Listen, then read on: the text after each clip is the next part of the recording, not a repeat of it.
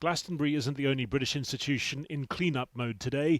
With hindsight, the BBC now says it should have pulled the plug on this iPlayer live stream on Saturday. Free, free! That the sentiments expressed by punk act Bob Vylan, who led the crowd in a chant of death to Israel's army, the IDF, were anti-Semitic and unacceptable.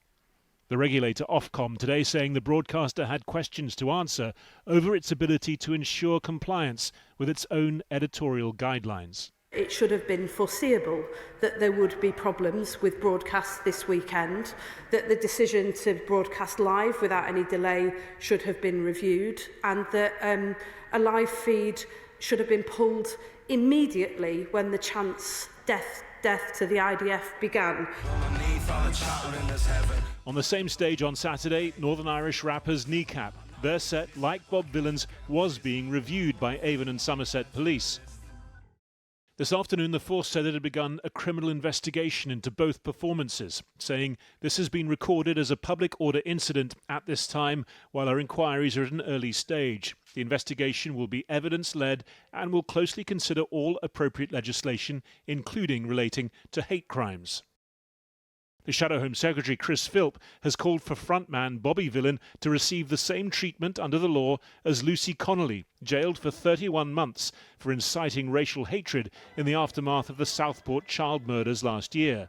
In a social media post, she called for asylum hotels to be burned, with their occupants still inside.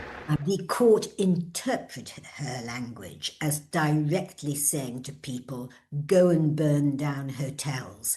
So if you look at the sentencing judge's remarks, you will see he emphasised the volatility of what was going on in this country, here and now. If it's an incitement to violence, not against individuals, but against an organisation, which is a lawful organisation in another country, big question mark, what is our jurisdiction over it? I worked for a record label.